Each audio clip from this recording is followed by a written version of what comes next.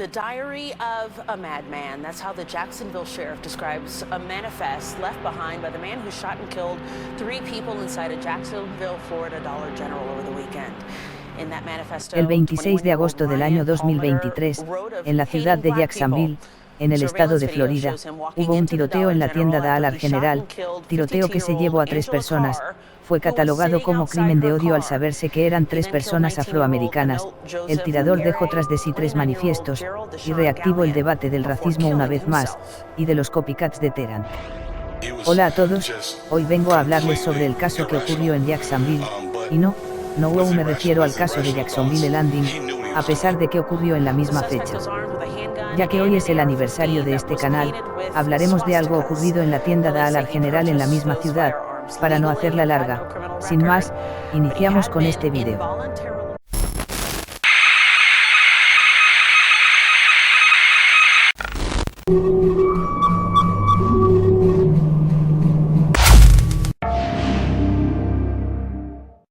...2023 ha sido un año muy fuerte, comparado al deslucido 2020 y al probablemente deslucido 2024. Tuvimos demasiadas cosas llamativas y dimas cosas que incendiaron este año. Casos que probablemente verían en un futuro. Un año en el que Twitter y demás redes se encendieron. Hoy hablaremos de uno de ellos, el que nos concierne hoy. El 26 de agosto, un joven de en aquel entonces 21 años, abrió fuego en una tienda de Dollar General quitándole la vida a 3 personas. El tiroteo inició a la 1 de la tarde y terminó a la 1:19 de la tarde. El tirador se llevó a 3 vidas consigo, antes de suicidarse. En su cuerpo se encontraron al menos 3 manifiestos, incluidos aquellos dirigidos a sus padres, los medios de comunicación y los agentes federales. Las 3 víctimas eran negras, lo que concuerda con la intención de matar a personas negras, como afirmó Paamitar en los manifiestos.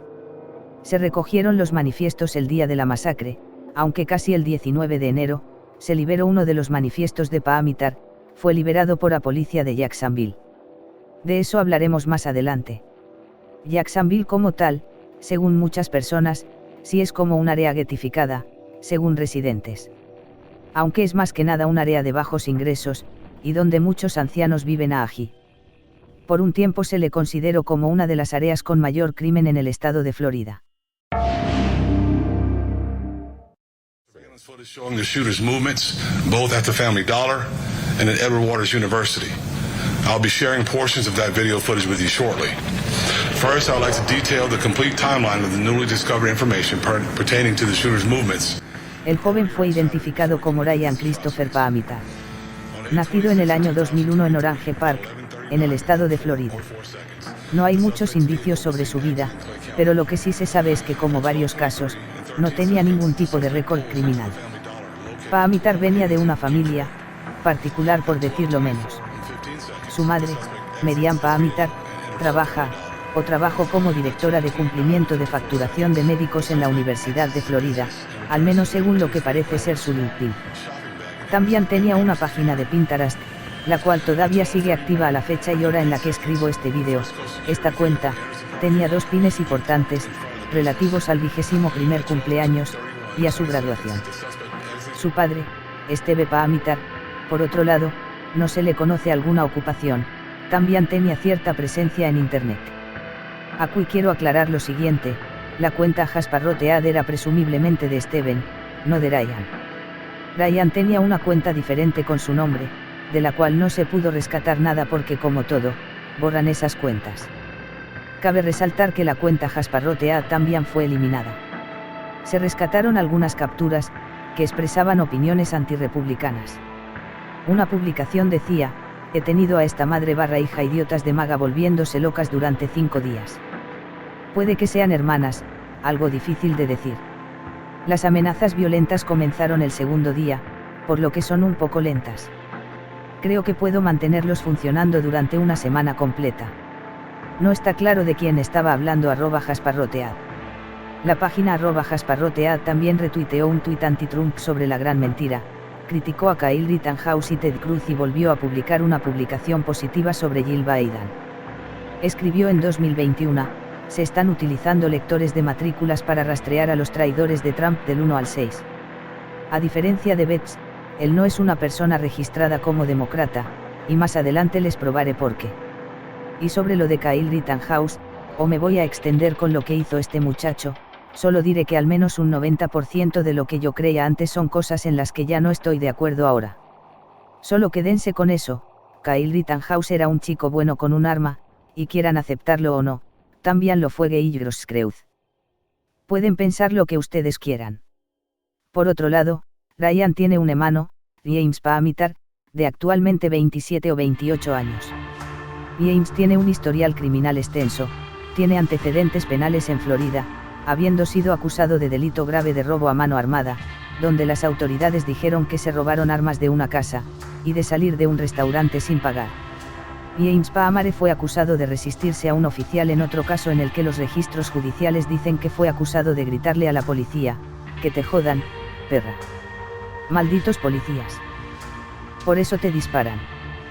Te golpearé el culo. Ryan Paamare no tenía antecedentes de arrestos, dijo el sheriff.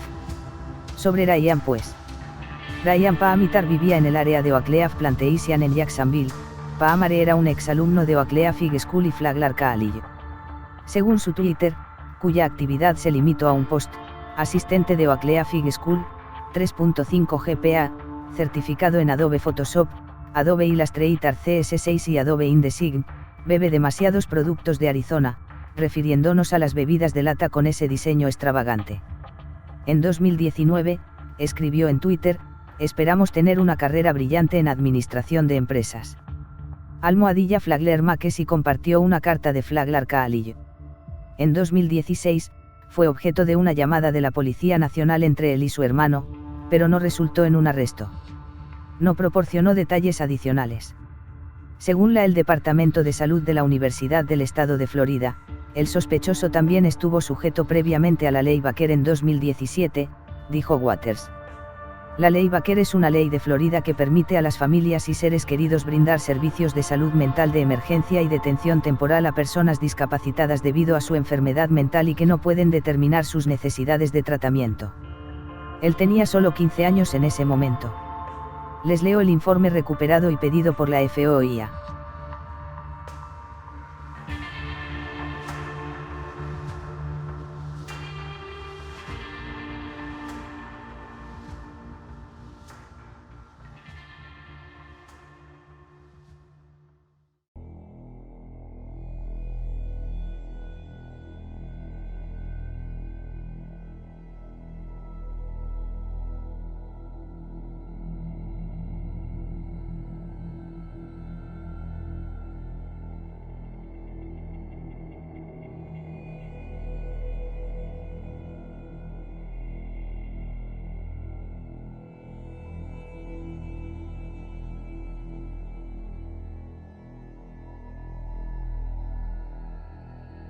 Para que entren en contexto, la Ley Baker, llamada ECA por Maxine Baker, quien sirvió de 1963 a 1972.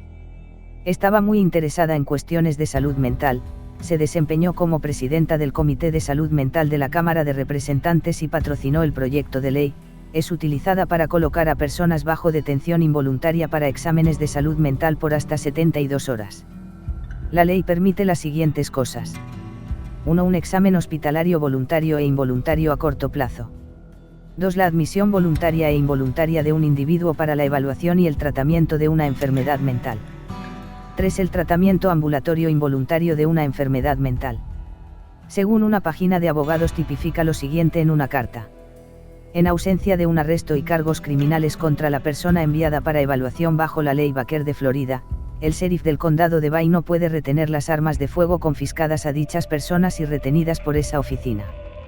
Según su carta, los agentes de la oficina del sheriff del condado de Bay son enviados con frecuencia a llamadas que involucran a un individuo que amenaza con suicidarse o se comporta de una manera que resulta en que la persona sea enviada para una evaluación según la Ley Baker de Florida, parte I, capítulo 394, Estatutos de Florida. Estos individuos frecuentemente poseen armas de fuego que son detenidas por el oficial que responde a la llamada. Le preocupa que cuando estos individuos sean liberados después de una evaluación mental y no se tomen más medidas oficiales, estas armas sean devueltas. Según Tamara Lave, profesora de Derecho en la Universidad de Miami, decía ICIA. Una detención bajo la ley Baker no prohíbe en sí misma la posesión de armas, e incluso la parte que prohíbe la posesión bajo ciertas circunstancias no entró en vigor hasta 2018, después de la detención de Paamitar. Después del tiroteo en la escuela secundaria de Parkland en 2018, la ley de Florida se modificó para permitir que las fuerzas del orden confisquen armas a alguien que fue detenido bajo la ley Baker si creen que la persona es un peligro. Concluyo. Esto dice el Centro Gifford sobre la tenencia de armas en base al estado mental. La ley de Florida generalmente prohíbe el acceso a armas de fuego basándose en decisiones relativas a la capacidad mental o la peligrosidad para uno mismo o para otros, o basándose en el compromiso ordenado por un tribunal de recibir tratamiento de salud mental o abuso de sustancias, ya sea ambulatorio o hospitalizado. Sin embargo, ninguna ley federal exige que los estados informen las identidades de estas personas cuando dejan de ser elegibles para poseer armas de fuego a la base de datos del Sistema Nacional Instantáneo de Verificación de Antecedentes Penales, NICS, que el FBI utiliza para realizar verificaciones de antecedentes antes de las transferencias de armas de fuego. Como resultado, las leyes estatales de presentación de informes de antecedentes son fundamentales para garantizar la precisión y eficacia del sistema de verificación de antecedentes. Durante un tiempo, y durante el cateo, se encontraron varias botellas de Jack Daniels, intuyendo que Paamitar sufría y pasaba por un cuadro de alcoholismo. En una carta a sus padres antes de su muerte, Paamitar describió sus problemas con el alcohol y las drogas y escribió, sin embargo, ese alcoholismo lo hizo mucho más fácil hasta el final. Es como esos analgésicos tuyos, papá. También se encontró este particular fondo de pantalla. Estos libros entre los que figuran El cristiano y su ametralladora. El folleto analiza un tercer punto de vista que se encuentra en la Biblia sobre la propiedad de armas por parte de civiles y responde a la pregunta, ¿deberían los civiles poseer ametralladoras? Guía bíblica del tirador sobre montaje, desmontaje y limpieza de armas de fuego. Detalla la construcción de un AR-15 y proporciona instrucciones paso a paso para ensamblar, desmontar y limpiar un arma de fuego. La historia ilustrada de revólveres, pistolas y metralletas. Una guía de referencia visual sobre revólveres, pistolas y metralletas. Armas, armas y sistemas de armas clave desde 1860 hasta el presente. Una guía visual de las armas de fuego utilizadas durante la Guerra Civil desde la década de 1860 hasta la actualidad en Estados Unidos. Un tiempo de guerra. Un thriller sobre un ataque secreto en suelo estadounidense, y como el personaje principal, un presentador de televisión perseguido por su posición por fuerzas de izquierda en los medios, derrota a un empresario electrónico multimillonario que vendió a su país. Y una caja con lo que se dedujo, era una figura de un personaje del conocido anime de Idols, Idolmaster, esta precisamente. Esto tendrá cierto valor más adelante.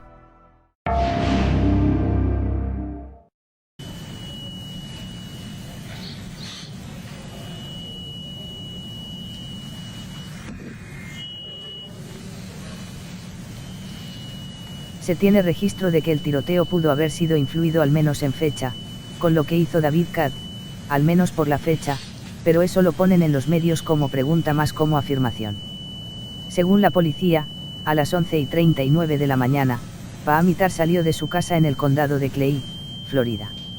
A las 12:48 del mediodía, llegó a la Universidad Edward Waters y publicó un video en TikTok de él poniéndose un chaleco táctico. Oh, no, he might do some shit though.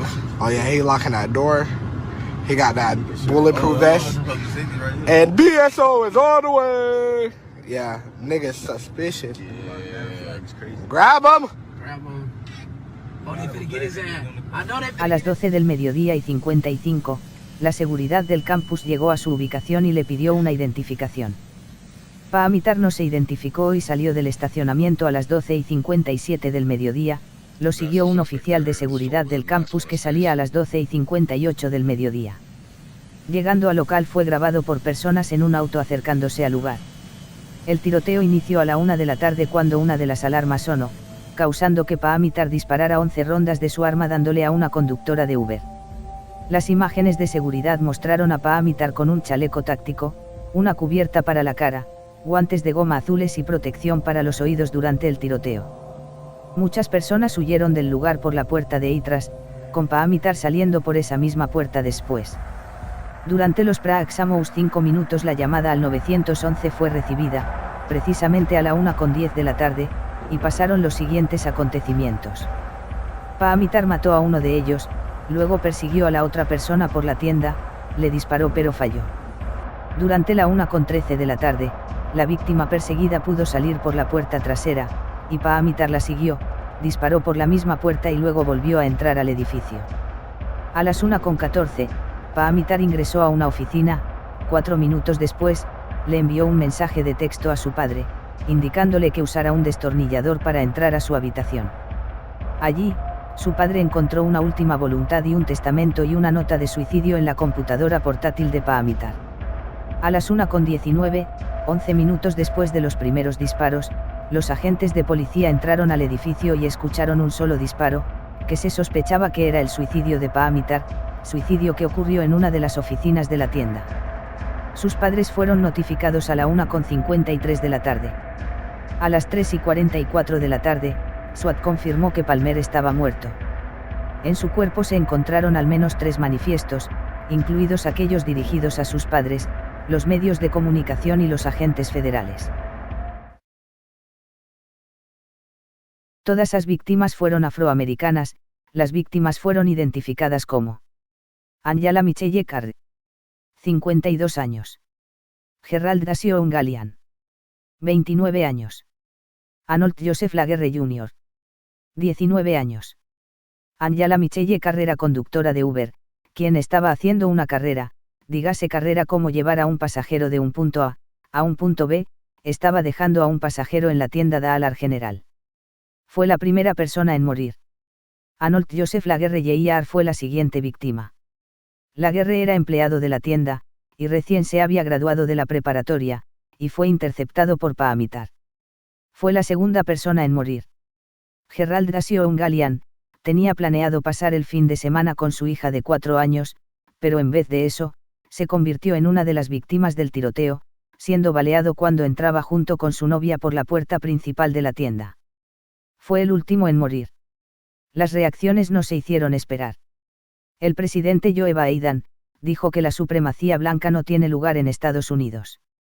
Señaló también que el tiroteo tuvo lugar el mismo día de la conmemoración del 60º aniversario de la Marcha sobre Washington, una famosa manifestación por los derechos civiles.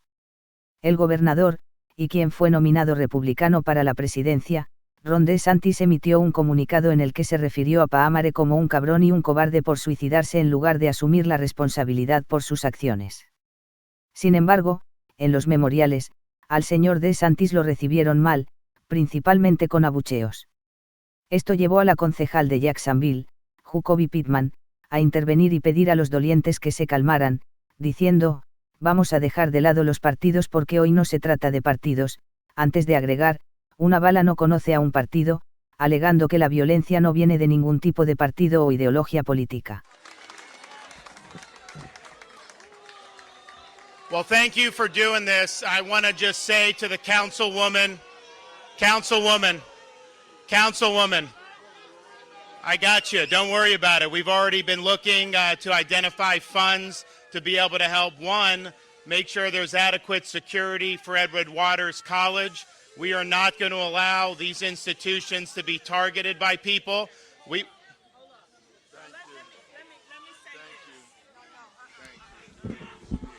Okay, listen, y'all. Let me tell you, we finna put parties aside. Cause it ain't about parties today. A bullet don't know a party. So don't get me started. Okay, Jacoby is nice, but Ann is not.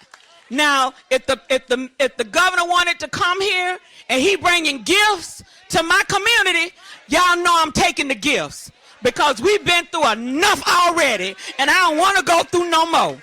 Jacksonville es una ciudad con una población negra considerable, y Ron DeSantis es un conservador con ideas del Tea Party. No es sorpresa para nadie que muchos negros la criticaran por estar del lado de alguien que no daría su brazo a torcer para presentar algo para ayudar a la comunidad, al menos como quieren las familias. Miren, pueden o no pueden estar de acuerdo con el gobernador DeSantis, ya sea por sus medidas con las armas, o sus medidas con la comunidad LGBTQ. Yo personalmente no estoy de acuerdo en muchas cosas de él, y aún ACA no lo metería como instigador de la violencia racista, o de supremaquista. La representante del estado de Florida, Angie Nixon, criticó a DeSantis y calificó el tiroteo como un duro recordatorio de las peligrosas consecuencias del racismo desenfrenado. El abogado por los derechos civis de los afroamericanos, Ben Crump, fue parte de una serie de demandas y litigios tanto contra Dallas General y contra los padres de Pamate, ACA, como el polémico reverendo Al Sharpton, dedicó un discurso a las víctimas del tiroteo. Bueno, como dije al inicio, esto revivió una vez más el tema racial en cuanto al crimen, se abrieron viejas heridas, y cosas que al menos Acui no conocerán tan a fondo. Como pasa en tiroteos con motivos raciales, se encendió el debate sobre la criminalidad. Se ha debatido y se ha discutido que los afroamericanos han estado en más de estas disputas que los blancos por estadística. Y pues, muchos vienen argumentando que poco más del 50% de crímenes viene por parte de los afroamericanos en materia de país, que vendrían a ser el 13% de la población. Las fuentes principales vienen del FBI. El mismo FBI que tuvo de director a este señor. El mismo FBI que inundó a los negros con droga durante al menos 50 años. El mismo FBI que encarceló a negros sin importar si eran culpables o no con el COINTELPRO. El mismo FBI que contactó con tiradores, en su mayoría, blancos, antes de sus cometidos. Ese FBI. ¿Eso lo hace falso? No. Es uno de esos momentos en los que dices, ya lo vi a venir. Según la Anti-Defamation League, esto también nace de la encuesta nacional de victimización del crimen del año 1994 producido por el Departamento de Justicia como prueba del porcentaje. Pero el motivo del meme y del argumento no nació principalmente por esa encuesta. Aquí hablaré un poco más de la conocida ley del crimen del 94. Ya la mencioné en algún momento, pero hay que explicar más o menos qué pasó. La ley del crimen del 94 fue propuesto por el senador por Texas, Jack Brooks. A eso explica muchas cosas.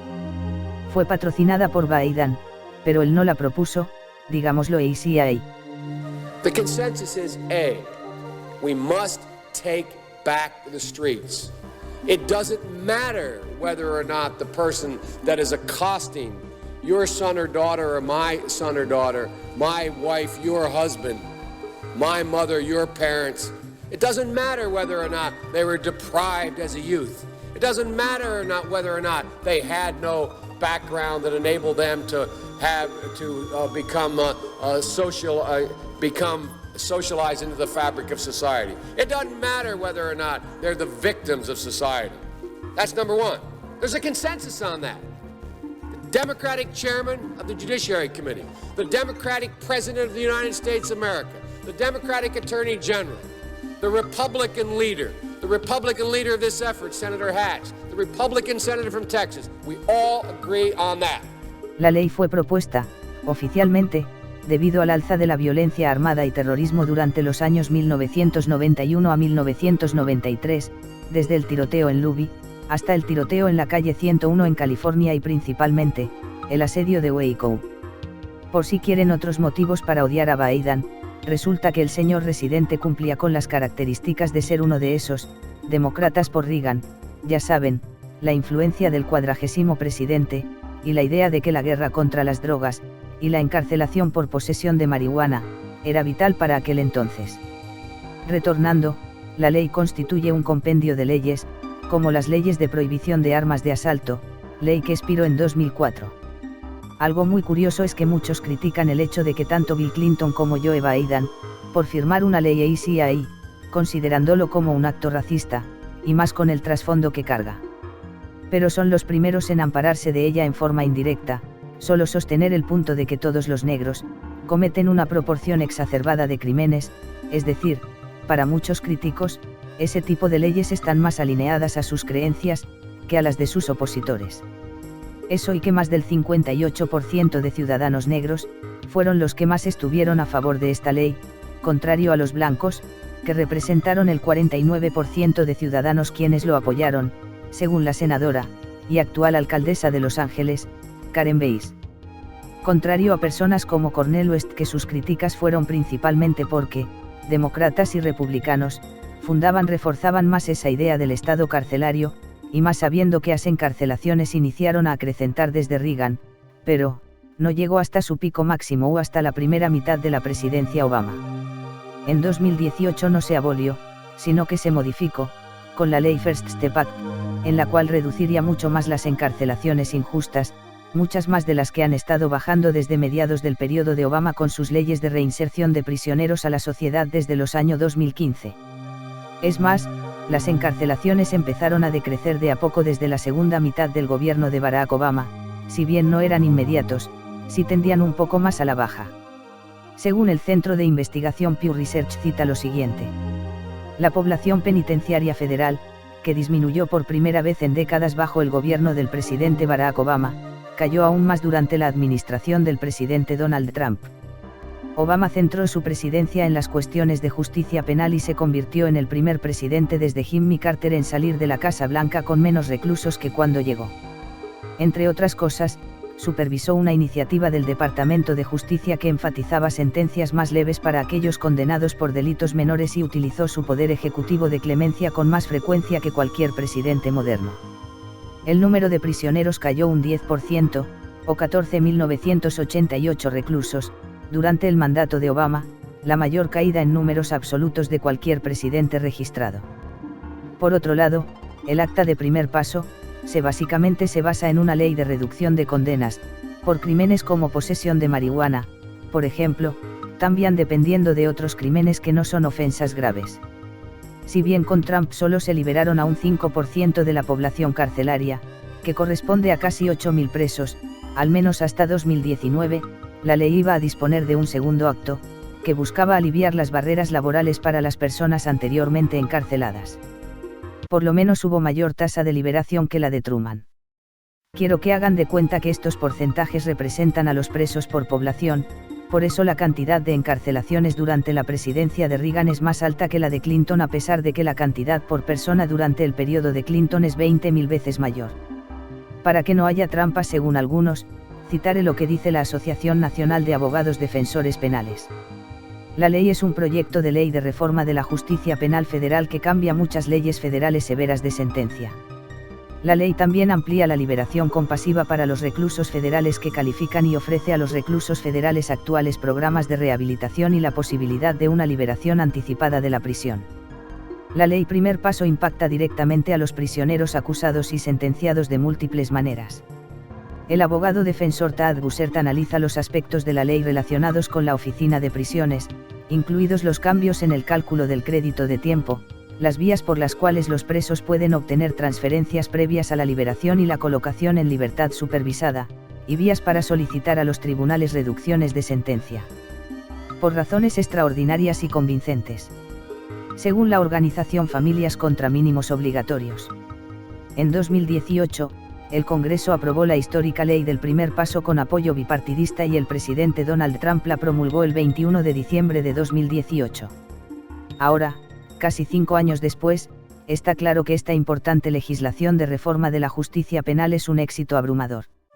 Sin embargo, con unas elecciones presidenciales en el horizonte y una creciente preocupación social por la delincuencia, la ley del primer paso se ha convertido en un blanco fácil para los legisladores y candidatos presidenciales, y algunos incluso amenazan con derogarla. Digamos que fue una de las pocas veces en las que el expresidente unificó a casi todo un Congreso. Y también regresarían o introducirían algunas ventajas que pedían varios y muchos de los prisioneros por ejemplo, los prisioneros de Ática.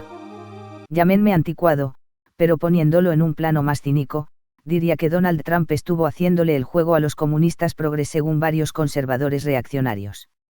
Ya saben, con el tema de esta gente defendiendo a los presidiarios. Dato curioso sobre ambas leyes.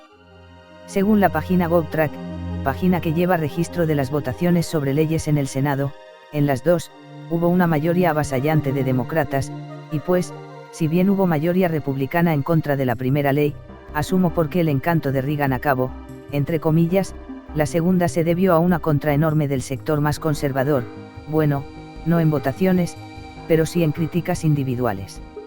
Demócratas como Cory Booker, Dick Durbin, Hakeem Jeffries y John Lewis, los más importantes felicitaron y promocionaron esa ley. Otro dato chistoso e irónico con la ley de crimen del año 1994, es que casi el 60% de senadores negros estuvo a favor de esa ley, como dije anteriormente. Y si hay, que supongo que trampa no hay.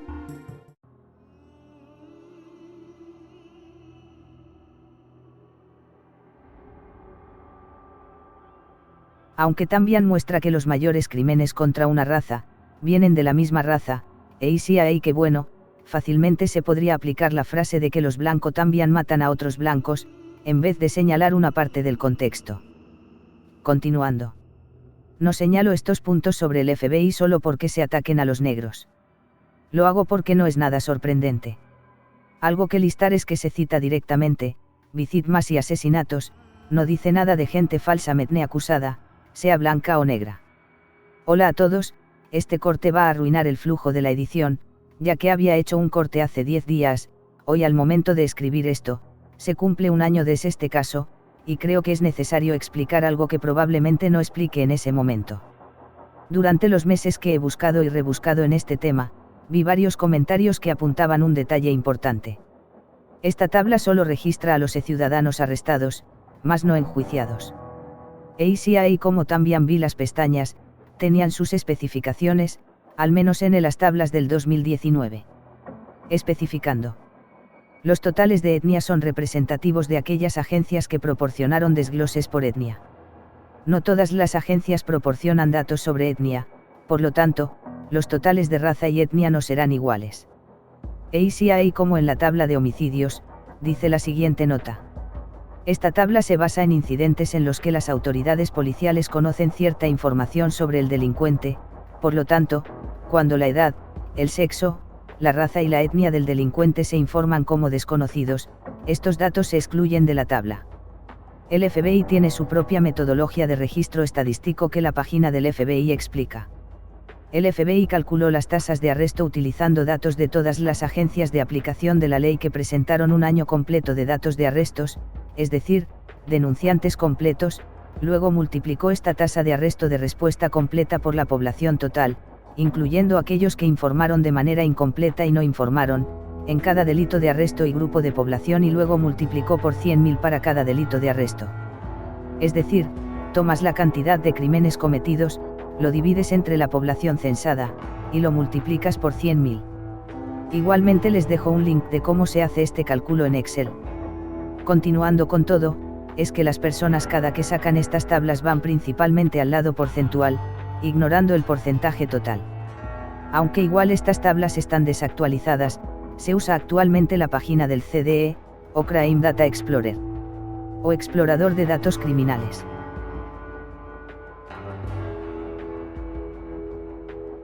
También quiero destacar unas cosas que ya nunca entraron en este vídeo. La tabla del año 1995, un año después de la ley de Bill Clinton, la tabla de personas negras arrestadas por distintos crímenes había llegado a sus altos, superando ya el 50%, pero eso sí, siempre en materia de robos y asesinatos. Es un detalle que he notado exclusivamente, solo se toman esos dos tópicos. Eso es lo último que voy a reportar como corte, ya este vídeo es lo suficientemente largo para seguir cortándolo. Regresamos a este vídeo. Según el paper Raza y condenas injustas en los Estados Unidos publicado por la Universidad de Derecho del Estado de Michigan, inicia con lo siguiente. Los negros son el 13,6% de la población estadounidense, pero el 53% de las 3.200 exoneraciones que figuran en el Registro Nacional de Exoneraciones. A juzgar por las exoneraciones, los estadounidenses negros inocentes tienen 7 veces más probabilidades que los estadounidenses blancos de ser condenados falsamente por delitos graves. Los negros inocentes tienen aproximadamente 7 veces y media más probabilidades de ser condenados por asesinato que los blancos inocentes. Esto se aplica por igual a los que son condenados a muerte y a los que no. Una de las principales causas de esta disparidad es la alta tasa de homicidios en la comunidad negra, una tragedia que mata a muchos negros y envía a muchos otros a prisión. Al igual que las familias de quienes mueren, los acusados inocentes que son condenados falsamente son víctimas profundamente perjudicadas por asesinatos cometidos por otros.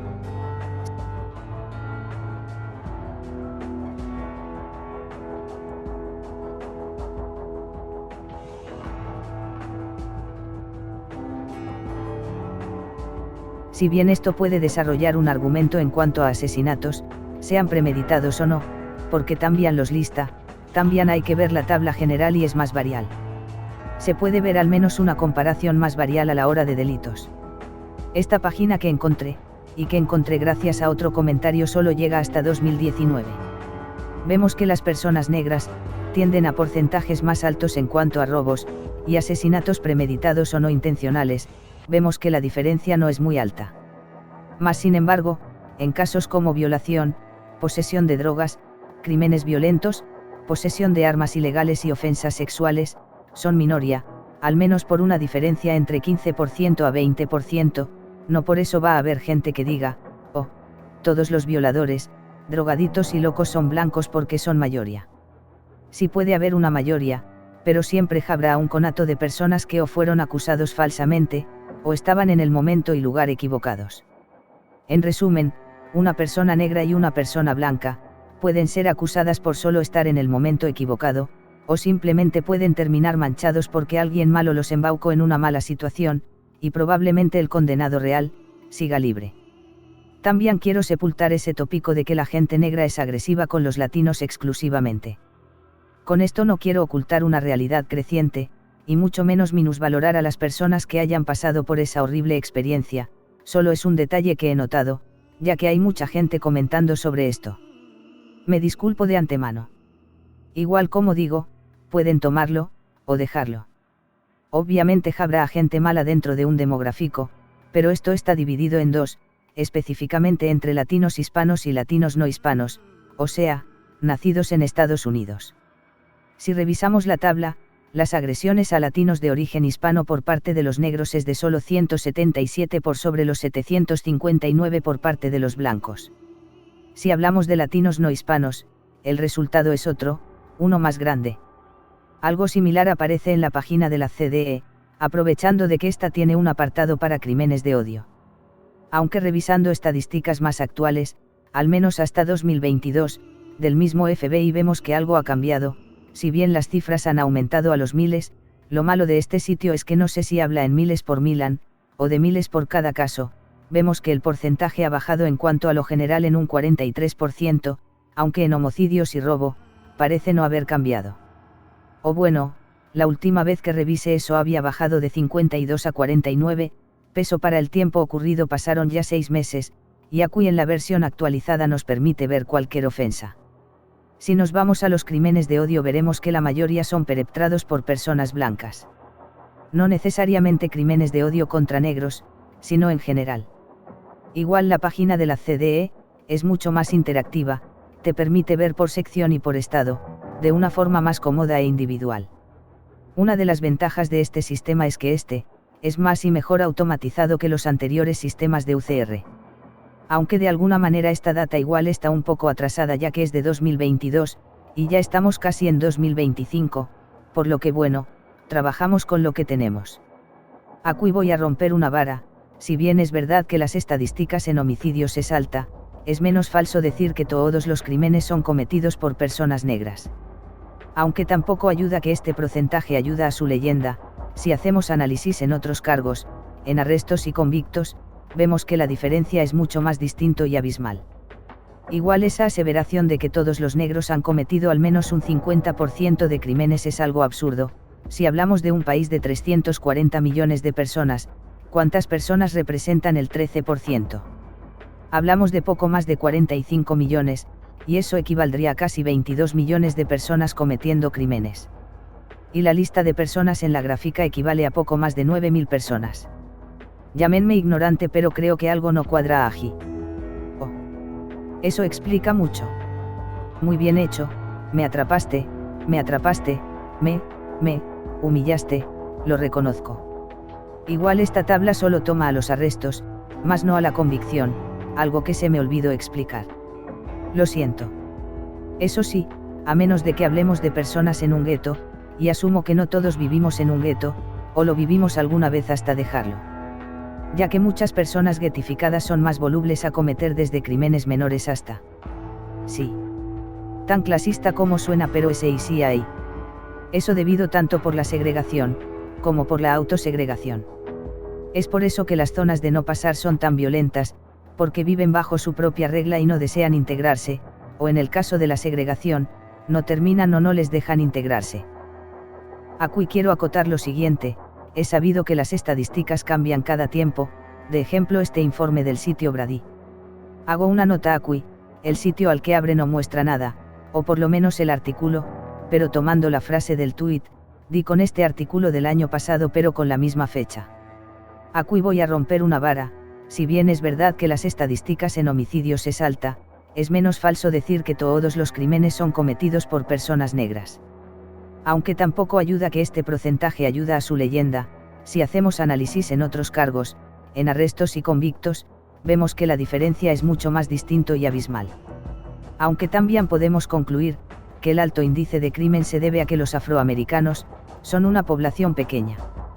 Los afroamericanos en 2023 contribuyeron siendo al menos 45 millones de personas en Estados Unidos, al lado de los casi 200 millones de blancos en el país. En un plano más literal, en porcentaje sí sería cierto ese asunto, pero si nos vamos a números limpios, podríamos aplicar la de que la población blanca es la que comete más crimen. Aquí está la trampa que muchos no notan. Por ejemplo, en Indonesia se concentra la mayor cantidad de creyentes de la religión islámica en el planeta, con al menos 209 millones de creyentes entre sus 262 millones de habitantes. En Afganistán se concentran hasta 32 millones de personas creyentes en el Islam en un país de cerca de 33 millones de personas. Pero si hablamos de porcentaje poblacional, Indonesia contaría con un 86% de creyentes en el Islam, mientras que Afganistán cuenta con el 99% de creyentes en el Islam, a pesar de que Afganistán tiene mucho menos población que Indonesia. En materia poblacional, al menos con los números limpios, los blancos cometerían más asesinatos, pero en materia estadística, separándolos en una población estadística, se puede notar que en porcentaje, el número de negros en el FBI es mucho mayor. Es cuestión de notar matemáticamente los números, no es precisamente una competencia, y no busca serlo. Y ahí es como se desmienten a los racistas, no con tonterías contra una raza. Y bueno, esto es ya una teoría, eres libre de creerla o no creerla. Si vemos los documentos del FBI de los años 70 a 90, vemos que los rangos varían. Los ratios de arresto entre negros eran menores a comparación de los blancos, al igual que los crímenes entre misma raza. Atinen a que hablamos desde la época de Nixon, época en la que todavía se vivían tensiones raciales entre la población afroamericana, en especial en comunidades del sur, donde todavía habían comunidades completamente segregadas. Antes de concluir, quiero hablar de algo importante. Si bien redes no se encendieron tanto como de costumbre, aunque personalmente no estuve ahí para rescatarlos, digamos, momentos peak, puedo decir que, como era de esperarse, los reaccionarios no tardaron en aparecer. Haciendo sus puntos inconexos, no. Verán, este tiroteo ocurrió el 26 de agosto de 2023. 5 meses después de... Sí. Y menos de 2 meses de que se hicieran públicos los 3 papeles de la discordia. Por lo que había gente, que cada que alguien le hacía un cambio de chip, hablaba sobre la liberación del manifiesto de, sí. Aunque este manifiesto tampoco se hizo público, perdón, no fue uno que tuvo. Fueron 3.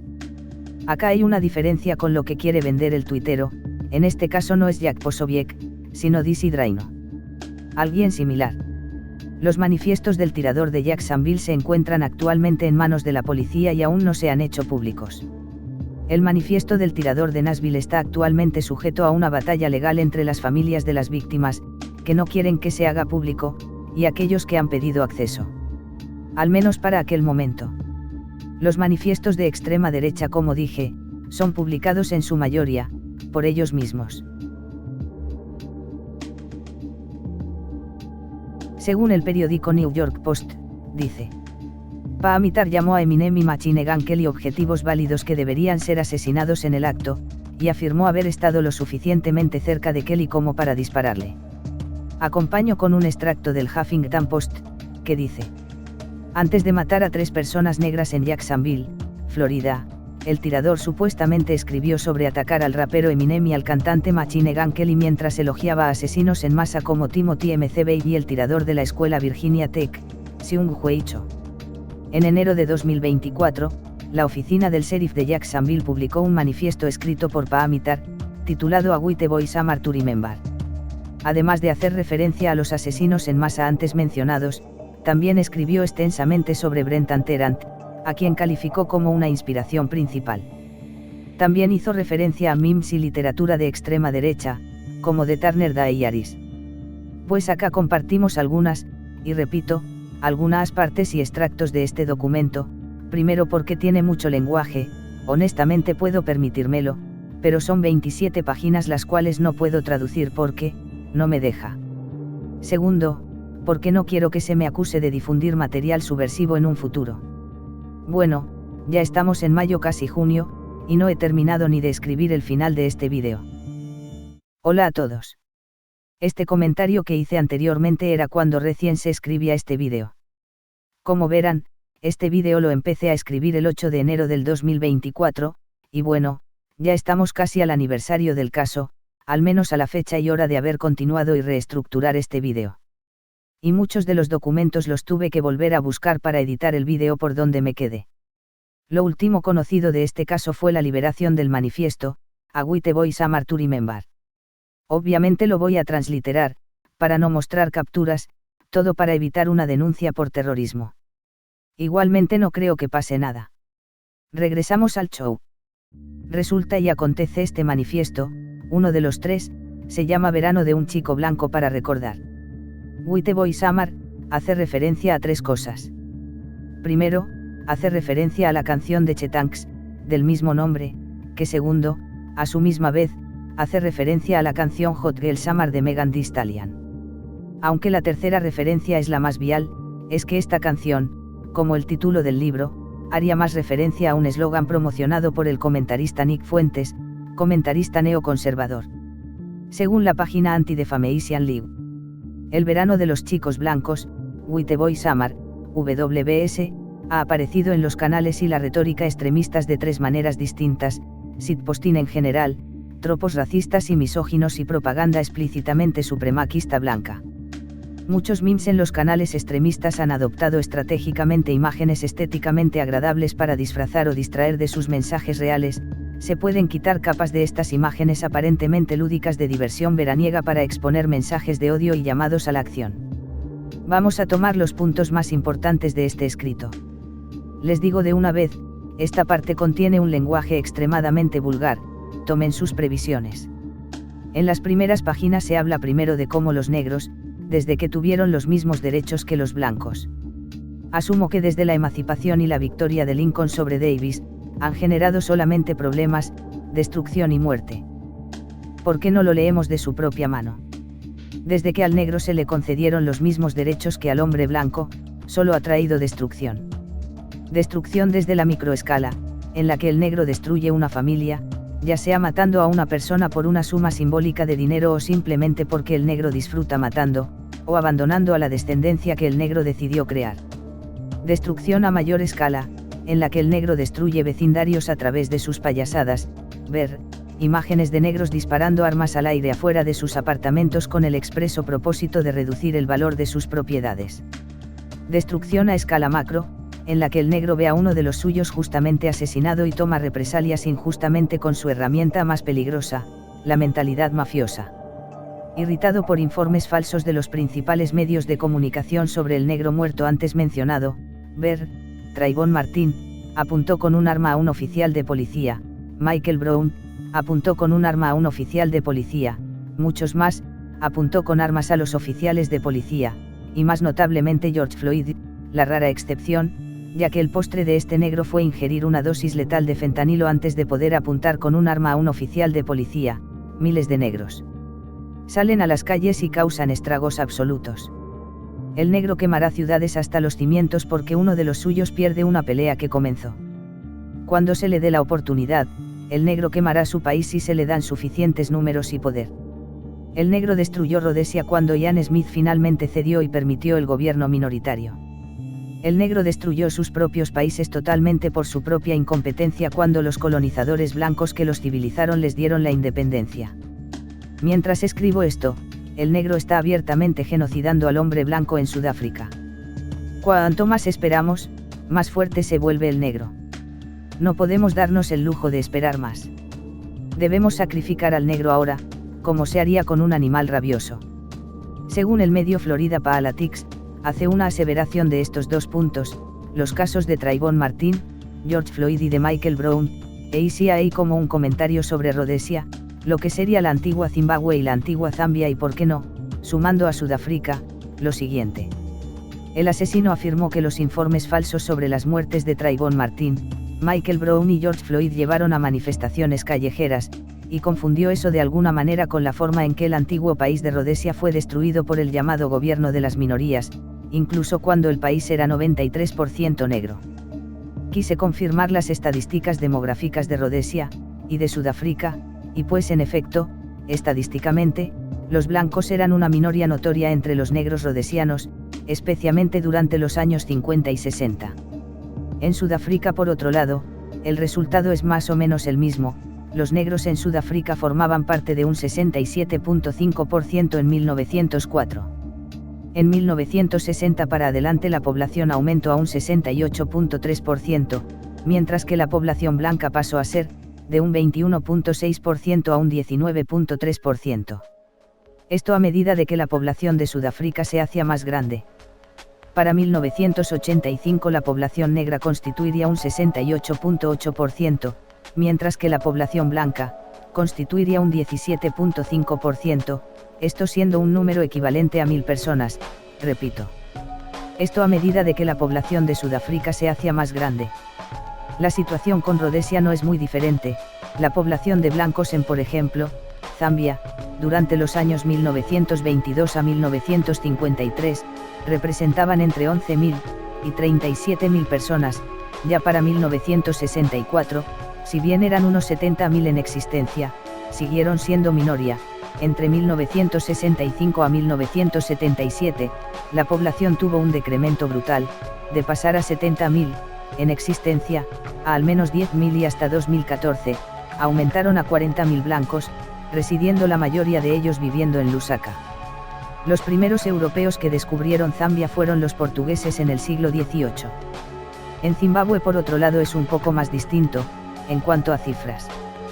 Ya que desde el siglo XX, la población blanca aumentó de sobremanera hasta 208.000 blancos, al lado de más de 3,5 millones de rhodesianos negros. Quien vea la tabla de población en Wikipedia, puede notar que la población blanca empezó a disminuir durante los años 1964 a 1975, aunque esta aumentó un poco, y de 1975 hasta 2017, de 300.000, disminuyó a 16.998 personas. Repito, durante los 100 años en los que transcurrió eso, los blancos eran una minoría notoria, al lado de los negros de Rhodesia. Tengo que hablar un poco sobre la colonización de África para que se entienda un poco más. Los europeos durante el siglo XIX empezaron con el siglo de colonización, en este caso, el Reino Unido, colonizó lugares como Nyasalandia, actualmente conocida como Malawi, Sierra Leona, Santa Helena, Somalilandia Británica, Bechuanalandia, actualmente conocida como Botsuana, Basutolandia, actualmente conocida como Lesoto, Togolandia Británica, que luego pasó a ser la Costa de Oro Británica y actualmente conocida como Ghana, Camerún del Norte que se dividiría para conformar Nigeria y Camerún, Egipto, Tanganica, Zanzíbar, las cuales ambas actualmente forman parte de Tanzania, Sudán, Seychelles, Suazilandia, Rhodesia del Norte, actualmente conocida como Zambia, Rhodesia del Sur, actualmente conocida como Zimbabue, Gambia, Kenia, Mauricio, Nigeria, Uganda, África del Sudeste, la cual formaba parte de la Unión Sudafricana, actualmente conocidas como Sudáfrica y Namibia. Y esto solo fue en África. Hasta los años 60, e incluso algunos hasta los años 80, algunos países se independizaron de Reino Unido, y varios gobiernos empezaron a, digámoslo así, deshacerse de la influencia británica, ya que todos los países que fueron colonias, eran países a los cuales se les expoliaban sus recursos en aquella época. Siendo solo superado por Francia, quien hasta el sol de hoy, se sabe que sigue expoliando varios países africanos al día de hoy. Y ya que hablamos de imperios, no podemos hablar de la Sudáfrica británica sin mencionar a Cecil Rhodes. Cecil Rhodes fungió como ministro de la Colonia del Cabo, hoy la actual Sudáfrica. Cecil Rhodes fue una figura importante para el reparto y, por qué no, la colonización europea de África, Rhodes fue conocido principalmente por ser un magnate para la comercialización de diamantes, financiado por la Rothschild y compañía. Comenzó a comprar y consolidar sistemáticamente minas de diamantes. En 1890, Rhodes se convirtió en primer ministro de la Colonia del Cabo. Presentó varias leyes parlamentarias para expulsar a los negros de sus tierras y abrir paso al desarrollo industrial. La opinión de Rhodes era que era necesario expulsar a los negros de sus tierras para estimularlos a trabajar y cambiar sus hábitos. Hay que hacerles comprender, dijo Rhodes, que en el futuro 9/10 partes de ellos tendrán que pasar sus vidas en trabajos manuales, y cuanto antes se les haga comprender eso, mejor. Rhodes también usó su fortuna, la primera del mundo en su tiempo, para conseguir su sueño de expandir el imperio británico por África. Durante las guerras de los Boeres, Rhodes ayudó a los británicos en el sitio de Kimberley, aunque su ayuda fue más una molestia que otra cosa. Rhodes disgustaba al teniente coronel Kekewich, por su incapacidad de cooperar con los militares. Rhodes demandaba a los militares que adoptaran sus ideas, en vez de seguir las de ellos. Continuando. Lo siguiente es algo sobre las estadísticas de crimen, algo que ya explicamos anteriormente. Si bien mucha de esa parte de lo que dice es verdad, lo cierto es que otras partes sí necesitan explicación. Para enfatizar este punto, está clínicamente probado que el negro carece de los niveles de oxitocina que se encuentran en el hombre blanco. La oxitocina es la sustancia química responsable de los sentimientos de empatía. En pocas palabras, los negros no tienen la capacidad de empatía que tienen otras razas. Esto es más evidente en las imágenes de la sala del tribunal en las que el juez pregunta a adolescentes negros que han cometido crímenes atroces cómo se sentirían si les hicieran algo así, a lo que el negro responde: pero no me pasó a mí, no entiendo la pregunta. Para comprobarlo por ti mismo, acércate al negro más cercano, armado, en caso de que se vuelva violento, y pregúntale, ¿cómo te sentirías si no desayunaras esta mañana? Una simple hipótesis con una respuesta que un niño podría dar, pero el negro invariablemente responderá, pero desayuné esta mañana. La oxitocina es la hormona del parto y de la lactancia, se produce por los núcleos supraóptico y paraventricular del hipotálamo y es liberada a la circulación a través de la neurohipófisis. La oxitocina, según el libro Histología de Michael H. Ross y Wojciech Paulina, estimula la actividad de las células contractiles que rodean los condictos y los alveolos de las glándulas mamarias para que se expulse la leche materna, estimula la contracción de las células musculares lisas en el útero gestante. En las mujeres, la oxitocina es igualmente liberada en grandes cantidades tras la distensión del cuello uterino, cervix, y la vagina durante el parto, así como en la eyección de la leche materna en respuesta a la estimulación del pezón por la succión del bebé, facilitando por tanto el parto y la lactancia, y luego del orgasmo, por lo que se asocia con el placer sexual y la formación de vínculos emocionales. Explica Janice Hillar en su libro, Diferencias de género en la motivación sexual, el diario de la salud y el género masculino. Según la revista Nature, la confianza impregna las sociedades humanas. La confianza es indispensable en la amistad, el amor, las familias y las organizaciones, y desempeña un papel clave en el intercambio económico y la política. En ausencia de confianza entre socios comerciales, las transacciones de mercado fracasan. En ausencia de confianza en las instituciones y los líderes de un país, se desmorona la legitimidad política. Sin embargo, se sabe poco sobre la base biológica de la confianza entre los seres humanos. Aquí demostramos que la administración intranasal de oxitocina, un neuropéptido que desempeña un papel clave en el apego y la afiliación social en mamíferos no humanos, provoca un aumento sustancial de la confianza entre los seres humanos, lo que aumenta enormemente los beneficios de las interacciones sociales. Por el contrario, la oxitocina afecta específicamente a la disposición de un individuo a aceptar los riesgos sociales que surgen de las interacciones interpersonales. Estos resultados coinciden con la investigación con animales que sugiere un papel esencial de la oxitocina como base biológica del comportamiento de aproximación prosocial. También se usa como medicamento para el tratamiento del parto o postparto. Según la clínica de la Universidad de Navarra nos explicas lo siguiente. La oxitocina es una hormona producida normalmente en el cerebro. Actúa estimulando el músculo liso del útero hacia el final del embarazo, durante el parto y después del parto. En este periodo, el útero es más sensible al efecto de la oxitocina. Aumenta la amplitud y la frecuencia de las contracciones del útero.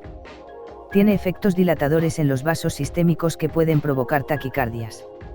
La Red 2D, u Organización de Servicios Directos Empresarios, nos dice en un artículo sobre las endorfinas.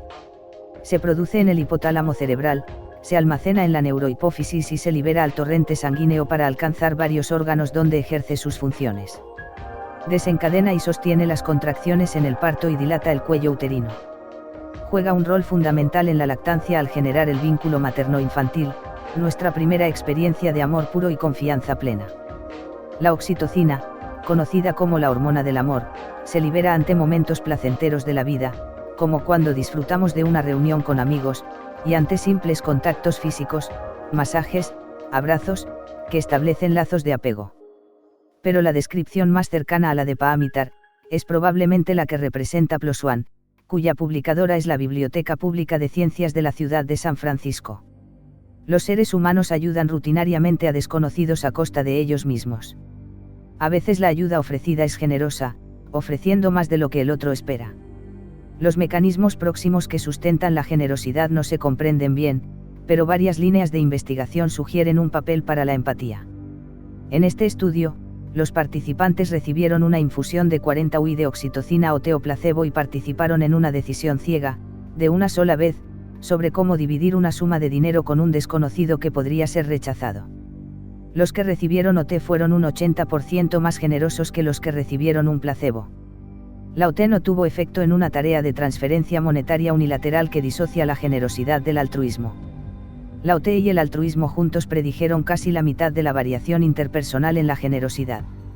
Cabe destacar que la OT tuvo un impacto 2 veces mayor en la generosidad en comparación con el altruismo. Esto indica que la generosidad está asociada tanto con el altruismo como con una identificación emocional con otra persona. Al final Paamitar pone un vínculo que lleva a un artículo de la Biblioteca Nacional de Medicina de los Estados Unidos llamado, la etnicidad se asocia con alteraciones en las relaciones de la oxitocina con la sensibilidad al dolor en las mujeres. Inicia con un abstracto, que reza ACI. Está bien establecido que los afroamericanos experimentan un mayor dolor asociado con una variedad de condiciones clínicas y una mayor sensibilidad al dolor a las tareas experimentales de dolor en relación con los blancos no hispanos W. Cabe destacar que los afroamericanos no muestran las mismas relaciones que involucran los mecanismos de regulación endógenos del dolor y la sensibilidad al dolor documentadas en los caucásicos, incluidas las asociaciones positivas entre la presión arterial, la norepinefrina, el cortisol y una mayor tolerancia al dolor.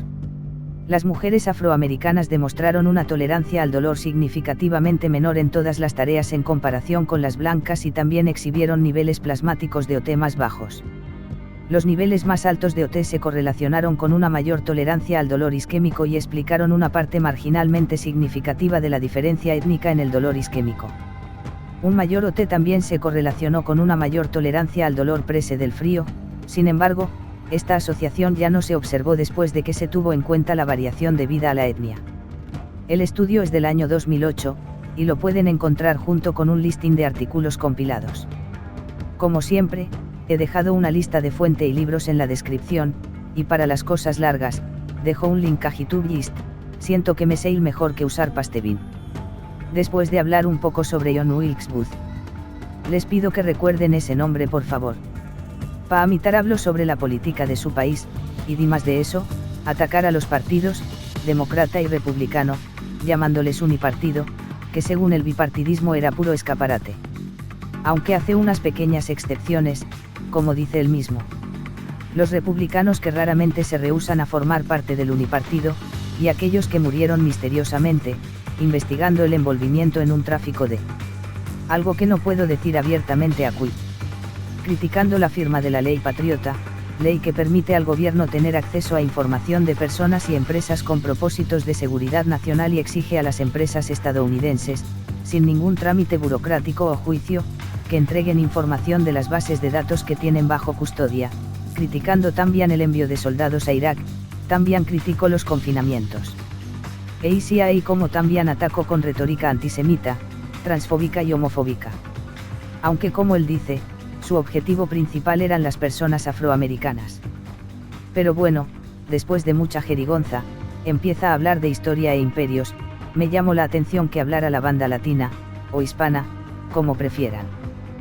Quiero compartir ese extracto con ustedes. Mientras tanto, los latinos, ojo, que el mismo Paamitar indica que escribía latinx, y ponía X en algunas palabras aposta, surgieron solo porque los españoles, que eran las ovejas negras de los imperios europeos, no hablamos de Escocia, no pudieron resistir la tentación de violar a tantas mujeres rojas como fuera posible. Dicho esto, ¿quién podría culparlos? Después de pasar meses en el mar en un barco con nada más que un montón de hombres sucios y sudorosos, uno también estaría inclinado a violar a la primera mujer que viera, solo pregúntenle a la guarnición de Okinawa, yei, especialmente considerando que estábamos en el siglo XVI y que el único medio de entretenimiento disponible para el colono promedio consistía en acosar a los imperios Eyaoya y violar a las mujeres rojas. Los latinos heredaron vastas propiedades en territorios dispersos y subdesarrollados, lo que hizo que sus imperios parecieran más grandes en el papel. Brasil está en una perpetua guerra civil fría entre los negros y los latinos. Argentina es una nación de latinos obsesionados con insistir en que, de hecho, son blancos. México fue uno de los imperios más grandes de la Tierra hasta que fue derrotado por el ejército estadounidense de la década de 1830, un ejército que podría haber cedido incluso ante Canadá en ese momento. Todas las naciones centroamericanas fueron subyugadas por el hombre blanco incluso después de haber recibido la independencia simplemente porque estas naciones no podían, ni por asomo, armar una sociedad funcional. Colombia literalmente solo existe para alimentar la nariz de su corredor de bolsa. Venezuela tuvo la oportunidad perfecta de convertirse en una superpotencia exportadora de petróleo, la oportunidad de hacer de Caracas el Dubái de Occidente, y la desaprovechó. Paamitar continúa, cito. Tras obtener la independencia, porque España y Portugal se aburrieron, toda Sudamérica celebraba regularmente partidas de Fortnite continentales, con la participación de invitados de Gran Bretaña y España a veces solo por diversión, sobre un montón de rocas cubiertas de excrementos de pájaros y nunca ganaba nadie. Estas partidas campales de excrementos de pájaros implicaban con frecuencia crímenes de guerra cómicamente malvados, el colapso total de los imperios latinos y solo Chile y Brasil estuvieron más cerca de una partida campal de Duki. Cabe destacar que la partida campal de excrementos de pájaros paraguayos provocó 500.000 muertos en 3 países con una población combinada de menos de 10 millones. Se cree que hasta el 90% de los hombres paraguayos murieron y no se ganó nada de valor. La historia latina es simplemente divertida. Los latinos modernos cometen delitos graves de allanamiento de morada en las fronteras de Estados Unidos solo para traer drogas divertidas como cocaína y Maali al país, o para trabajar por centavos literales. De alguna manera, este dinero es suficiente para vivir como un monarca en su país de origen, solo para enviarlo todo de regreso a su abuelita y sus 50 hijos. Si bien los latinos tienen episodios frecuentes de comportamiento propio de los negros, como evadir impuestos, vender drogas y asesinar brutalmente, sus payasadas son divertidas, simplemente, y no me importaría mantenerlos en pequeñas jaulas como una raza de bufones de la corte donde no puedan causar daño al hombre blanco. Los latinos pueden muy bien ser una prueba de Dios, porque solo un ser divino crearía una raza de broma literal. Una nota final sobre las razas: el negro quema ciudades cuando se enfurece. El árabe y el latino queman países cuando se enfurecen. El hombre blanco y el asiático queman continentes cuando se enfurecen. Antes de esa parte, hablaba principalmente del desarrollo que habían dejado los blancos y los asiáticos, Asia como las regencias del Medio Oriente y el Imperio Ruso. Después decidió recomendar libros como Guns of the South, See You, que es un libro de James Nolan Mason, quien formó parte del grupo Atomwaffen, y obviamente, Mein Kampf. Asia como recomendó el anime Gate. Si no saben qué es, o no les suena de mucho, les dejo esto para refrescarles la memoria. También recomiendo, como dije, los diarios de Turner de William Luther Pierce, y 1984 de George Orwell. Libro que según Paamitar, había acompañado con puntos como la predicción de la llegada de la teoría crítica de la raza en su país, Asia como menciona primero, que a Louis Huxley, escritor del famoso libro, La rebelión de la granja. Sí, ya sé que Rebelión en la granja la escribió Orwell y no Huxley, perdónenme por ser tan imbécil. Sigamos. Predijo la proliferación de antidepresivos, y el control mental del gobierno. Además de añadir una crítica a Huxley, porque, según el texto, creer que el gobierno descartaría por completo la violencia como medio de represión de la población. Dato curioso sobre Pierce: él, era descendiente de Thomas H. Watts, gobernador de Alabama y fiscal general de los Estados Confederados de América durante la Guerra Civil estadounidense. Y James Mason considera a los terroristas Timothy McVeigh y James Fields Jr., quien con su auto arrolló a varias personas en Charlottesville como héroes. Continuando llegamos a las menciones a personas, y a grupos, y compañías, como por ejemplo Bandai Namco. No está como tal listado, pero una de las personas que más menciono, fue John Wilkes Booth, conocido por ser la persona que asesinó a Abraham Lincoln, aunque también hace crítica a su persona, por más irónico que sea, en su retorcida mente había un porqué para ello. Se tiene conocimiento, de que uno de los planes después de la emancipación, era enviar a los libertos a un país que fue quizá, la única colonia que tuvo Estados Unidos, Liberia. Si bien es cierto que Lincoln fue una de las personas más importantes del siglo XIX por la abolición de la esclavitud, no es menos cierto que también hubieron otros planes.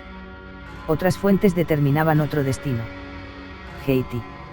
Miren, el punto de esto no es ser cruel con Lincoln, simplemente es transliterar todo lo que Paamitar dijo en sus textos. Y pues es esto.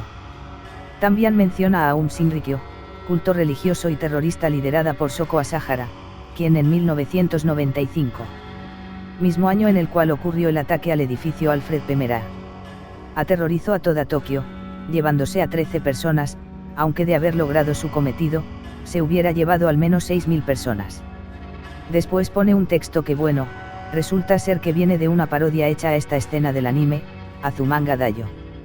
Sé que no lo dije, pero dato curioso, las siglas que ven en pantalla, hacen una clara referencia al meme del mismo anime, llamado, Total Chiyo Death. Aunque bueno, la comunidad que rodea de este anime es bastante extraña, he de decir, más que nada por el humor que tienen, pero también es una de las comunidades más activas hasta el sol de hoy, después de años estrenado el anime. Sé que es un detalle irrelevante, pero me da mucha pena decir que me di cuenta de ese detalle más de medio año después. Quisiera decir que es una broma de mal gusto, realmente no lo es, fuera de unos detalles y cambios el discurso es el mismo. Solo les pido que utilicen su imaginación. Hello class, my name is Miss Yukari, and today I want total Chiyo-chan death. Kill Chiyo, behead Chiyo, roundhouse kick a Chiyo into the concrete, slam dunk Chiyo into the trash can, crucify filthy Chiyo, defecate in Chiyo's food, launch Chiyo into the sun, stir fry Chiyo in a wok, toss Chiyo into active volcanoes, judo throw Chiyo into a wood chipper, twist Chiyo's head off, report Chiyo to the IRS, karate chop Chiyo-chan in half, crush Chiyo in the trash compactor, exterminate Chiyo-chan in the gas chamber, cremate Chiyo in the oven, lobotomize Chiyo, vaporize Chiyo-chan with a ray gun, kick old Chiyo down the stairs, feed Chiyo to alligators, slice Chiyo with a katana. En la lista de personas y compañías hace las siguientes menciones. Primero habla de una chica, que según le había tomado una foto en la que aparece disfrazado de Shrek haciendo el saludo romano. Otra persona que menciona, fuera Annie M.C. Nut, ya saben, el soldado de la guerra de Irak que se hizo tristemente célebre por quitarse la vida en vivo en 2020. Uno de sus objetivos era ir tras Eminem y Machine Gun Kelly. Vamos a leerlo. Eminem, también conocido como Marshall Mathers, también conocido como Slim Shady, también conocido como Ken Kniff, también conocido como el tipo blanco de D12 miró fijamente al abismo, siendo tacaño, y el abismo le devolvió la mirada, convirtiéndose en un negro. Camina al borde del amante de los negros y del negro honorario. Cayó no porque su nuevo material apestara sino porque las letras eran una mierda liberal molesta y gay.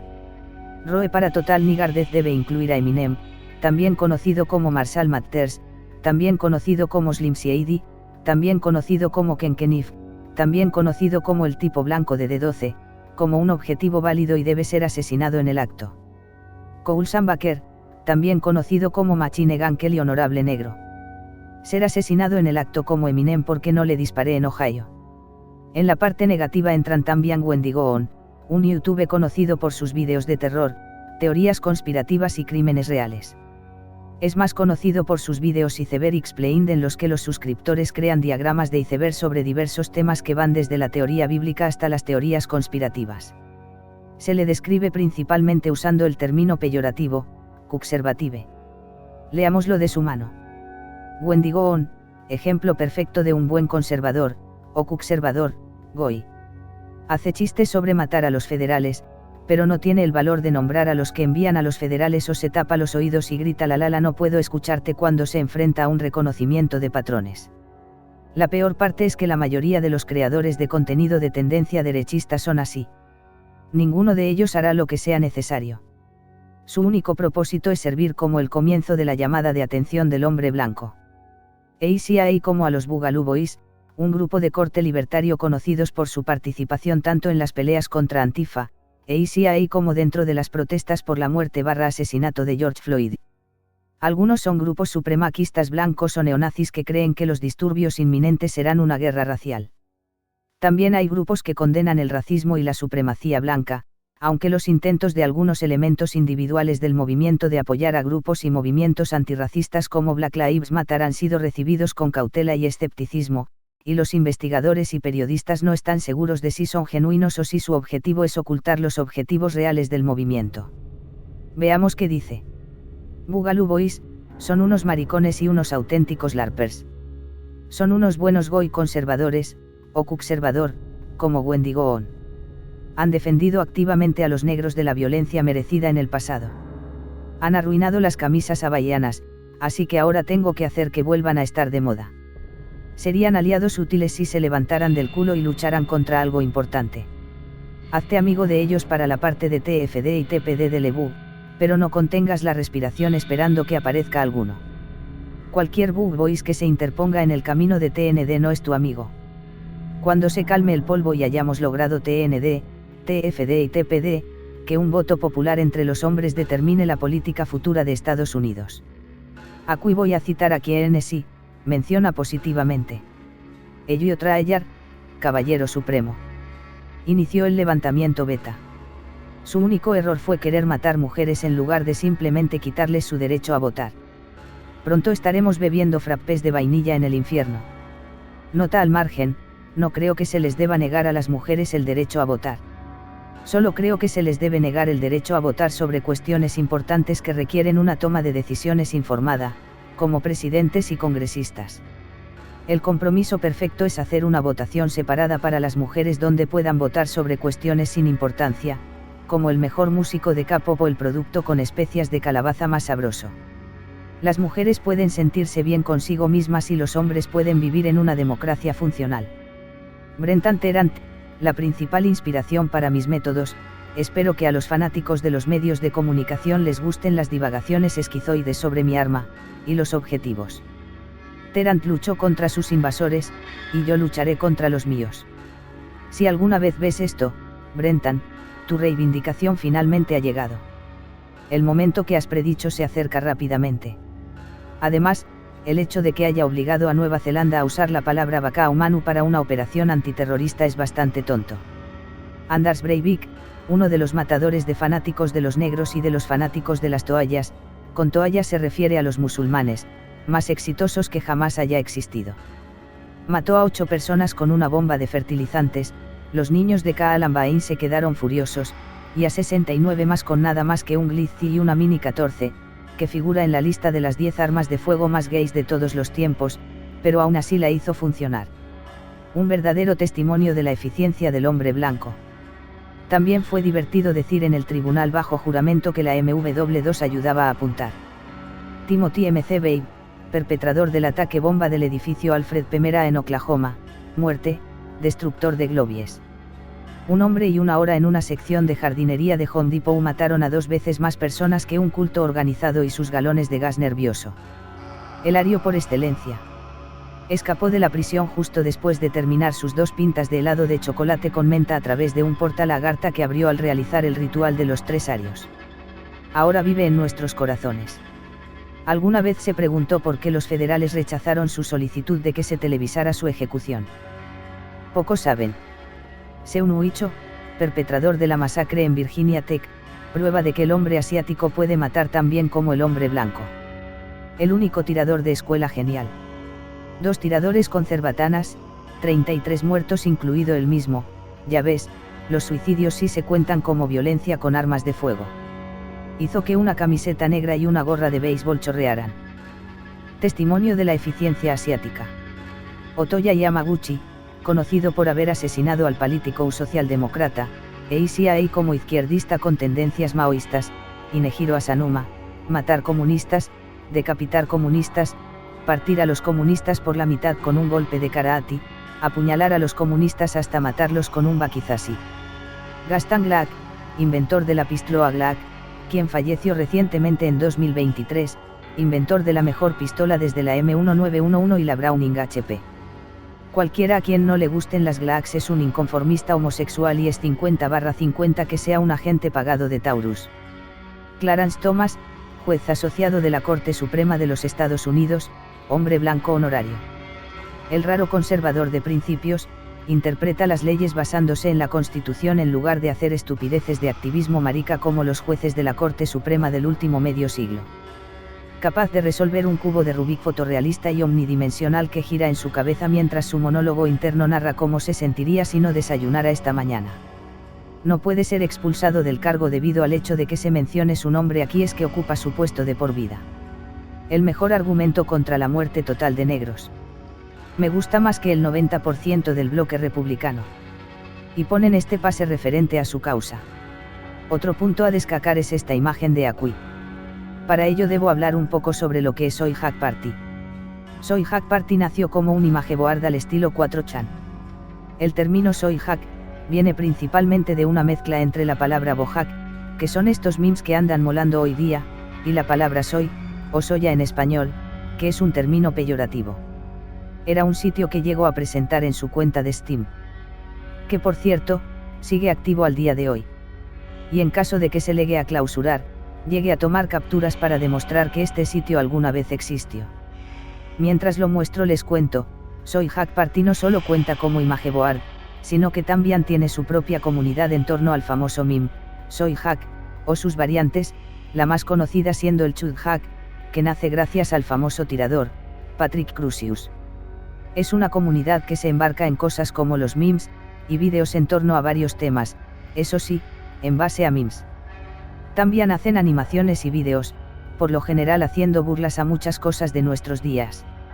Esta imagen por ejemplo, salió de Soy Hack Party.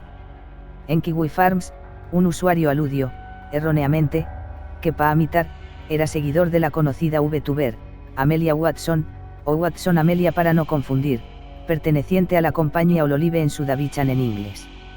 E ICIA como del videojuego Genshin Impact, porque la foto tenía a Paimon, del mismo videojuego.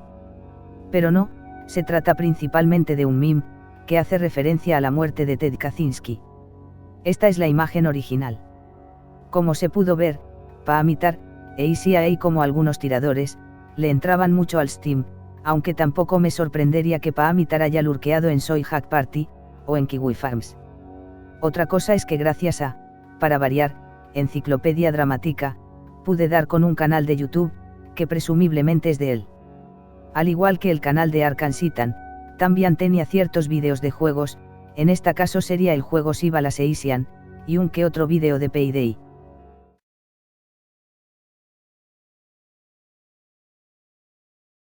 Aquí quiero volver a aclarar, en caso de que se llegue a expandir este vídeo y caso. Repito, el punto no es decir que no hayan criminales dentro o identificados con la comunidad. Sin embargo, es mi deber esclarecer lo que se pueda, sin caer en el sensacionalismo como estos sujetos, que es buscar un factor exógeno para determinar sus argumentos, en vez de fundamentarlos. Como todo lo que concierne a terrorismo ideológico, siempre se suele culpar sin ningún aval, o con muy poco aval, o a los demócratas, o a la extrema izquierda, aunque si me lo preguntas he visto cementerios mejor cuidados que la actividad de Antifa en estos últimos 4 años. Di con el blog Heavy y encontré sus datos de votante, junto con la página de búsqueda de votantes. El problema es que la página no me tiraba resultados disponibles y ahí siguió. Y bueno, luego de 1000 intentos, me acordé que había un link que me había facilitado el acceso a información pública previa. Florida Residents Directory es, hasta el momento, una de las mejores páginas para encontrar información exacta, al menos moderna, de personas en dicho estado.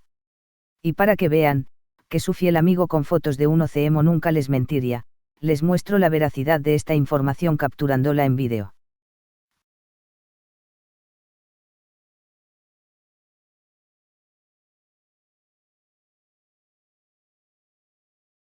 Puede que en algunos detalles no coincidan, porque según el foro, dice que era de Orange Park, mientras que mi alternativa tiro a Saint Augustine, aunque queda al norte de Jacksonville.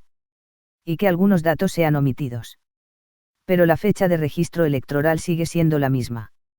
Aunque revisando la captura di con un dato crucial, pues es esto que me dice Condado Clay. El condado de Clay, como ven en la primera imagen, comprende las ciudades y condados de Saint Johns, en las cuales se encuentran, en mapa, ciudades como Saint Augustine, y también, Jacksonville.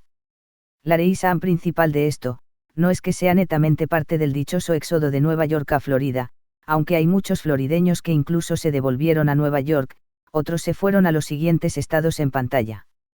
La razón principal es que Florida, fue un fuerte estado demócrata hasta los años 80 del siglo XX. Y sí hay que bueno, algo debe quedar, el crecimiento republicano allí es notorio, pero es también porque el sur siempre ha sido más conservador, pero estadísticamente no es de sorprender. Aunque bueno, sí hay más validez al hablar de esto. Igual con las debidas herramientas se pudo desvelar un mito popular, y eso lo quiero exponer para otra oportunidad, solo digamos que en cuanto a violencia pues, hablamos de algo al estilo, elige tu propio veneno. Bueno, esto ha sido todo. Este caso contrario a otros casos de la misma calaña, paso al trastero de la historia, pero bueno, tiene un poquito más para escoger que otros casos. Tuve que tomar solo los extractos necesarios porque de haberlo puesto completo, se haría más dificultoso, principalmente por la mesura que debo de tener, más que nada por el hecho de que trabaje demasiado para regresar este vídeo a la vida. Fueron muchas cosas las que tuve que leer, y traducir ya que el escrito eran más que nada imágenes pegadas en un archivo PDF. Espero honestamente verlos en un vídeo un poco más corto, o corto a comparación. Si ves valor en mi contenido, puedes darle me gusta o suscribirte. Adiós, y nos vemos en otro vídeo.